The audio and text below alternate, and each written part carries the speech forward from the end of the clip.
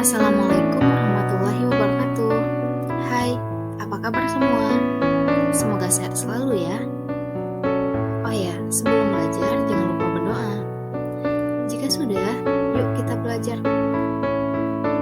Pada pertemuan kali ini kita akan belajar tentang transpirasi pada tumbuhan. Baiklah, tujuan pembelajaran kita pada materi transpirasi kali ini adalah yang pertama, menjelaskan pengertian transpirasi dengan benar. Yang kedua, menjelaskan macam-macam transpirasi. Yang ketiga, menjelaskan mekanisme transpirasi. Yang keempat, menjelaskan faktor-faktor yang mempengaruhi laju transpirasi. Nah, setelah mempelajari materi transpirasi pada tumbuhan kali ini, diharapkan Anda semua bisa memahami tujuan pembelajaran kita pada kali ini.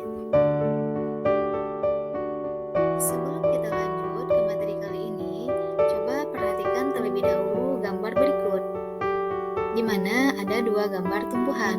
Gambar yang pertama, tumbuhannya masih berdiri tegak dan segar. Gambar yang kedua, tumbuhannya sudah layu. Nah, ini terjadi pada siang hari, pada matahari terik. Kira-kira kenapa ya tumbuhan tersebut kelihatan layu? Apa yang terjadi pada tumbuhan tersebut? Nah, iya, yang terjadi pada tumbuhan tersebut adalah transpirasi. Kira-kira apa itu transpirasi? Nah, untuk membahasnya, ayo kita simak materi berikutnya.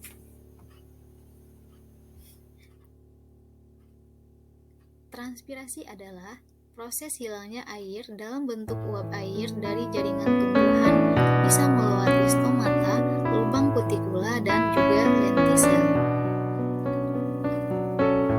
Berdasarkan pengertian transpirasi, kita ketahui bahwa transpirasi adalah keluarnya uap air dari permukaan tumbuhan. Nah, berdasarkan tempat keluarnya uap air itu, transpirasi dibedakan menjadi 3 macam. Yang pertama, transpirasi kutikula, yang kedua, transpirasi stomata, dan yang ketiga, transpirasi lentisel. Transpirasi kutikula itu di mana beberapa tumbuhan melakukan proses transpirasi melalui kutikula epidermis secara langsung, sedangkan sebagian besar tumbuhan dia tidak mampu untuk melakukan transpirasi melalui kutikula, karena kutikula adalah bagian daun yang sulit untuk dilalui air. Kemudian transpirasi stomata ini merupakan transpirasi yang paling banyak terjadi pada tumbuhan. Hampir 90% tumbuhan melakukan transpirasi melalui stomata yang ada pada daun. Kemudian transpirasi lentisel ini terjadi pada batang. Sekarang kita lihat bagaimana mekanisme transpirasi pada tumbuhan. Mekanisme transpirasi pada tumbuhan yaitu penguapan air terjadi pertama kali dari sel-sel mesofil daun ke rongga antar sel. Ukuran rongga antar sel ini cukup besar sehingga mampu menampung uap air dalam jumlah yang banyak. Sampai di titik-titik ini, air sudah berupa titik-titik air yang siap untuk dikeluarkan ke atmosfer. Kemudian, stomata terbuka untuk mengambil CO2 dari atmosfer. Bersamaan dengan hal itu, uap air akan keluar ke udara. Kemudian, proses selanjutnya dari transpirasi adalah sel-sel yang sedianya mengeluarkan uap air ke rongga antar sel jadi dehidrasi. Akibatnya, sel-sel tersebut mengirimkan sinyal untuk mengisi air dari silem tulang daun. Kemudian, silem tulang daun menerima air dari batang.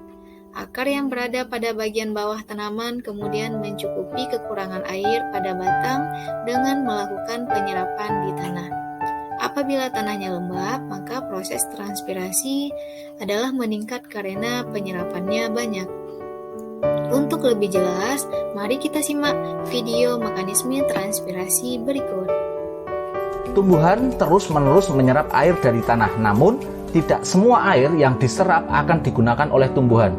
Kelebihan air akan mengalami evaporasi dari bagian tumbuhan yang terpapar udara. dan terutama melalui stomata yang terdapat di bagian bawah daun. Proses ini disebut transpirasi. Bagaimana cara tumbuhan mengangkut air ke atas dan melawan gaya gravitasi ini? Evaporasi air dari daun menghasilkan gaya isap yang menarik air untuk naik ke pembuluh xilem. Gaya isap ini disebut transpiration pull atau gaya tarikan transpirasi. Ini adalah gaya utama yang menarik air dan garam mineral naik ke bagian atas tumbuhan. Pergerakan zat-zat tersebut ke atas disebut transpiration stream atau kita kenal dengan aliran transpirasi. Selanjutnya, faktor-faktor yang mempengaruhi laju transpirasi. Di mana faktor yang mempengaruhi laju transpirasi ada faktor internal dan juga faktor eksternal. Faktor internal adalah faktor yang berasal dari tumbuhan itu sendiri. Sedangkan faktor eksternal adalah faktor yang berasal dari luar tumbuhan atau yang dipengaruhi oleh lingkungan. Faktor internal yang mempengaruhi laju transpirasi yang pertama pembukaan dan penutupan stomata. Dengan terbukanya stomata lebih lebar, air yang keluar dalam uap air itu akan lebih banyak. Kemudian jumlah dan ukuran stomata. Jika jumlah stomata banyak dan ukuran stomata besar atau lebar akan mempercepat laju transpirasi. Kemudian jumlah daun. Makin luas daerah permukaan daun, maka makin besar juga laju transpirasi pada tumbuhan yang terjadi. Kemudian penggulungan dan pelipatan daun. Nah, penggulungan dan pelipatan daun merupakan bentuk adaptasi tumbuhan agar tidak terjadi proses transpirasi yang berlebihan.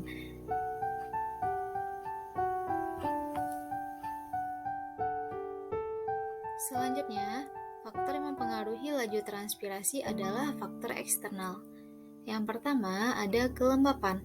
Semakin kering atau kurang lembabnya udara di luar daun, laju transpirasi semakin cepat. Begitu juga sebaliknya. Semakin lembab udara di luar, maka laju transpirasi semakin lambat. Yang kedua, angin. Semakin cepat angin bertiup, semakin cepat laju transpirasi yang terjadi pada tumbuhan. Yang ketiga, suhu udara. Semakin meningkat suhu udara, semakin tinggi laju transpirasi. Kemudian cahaya.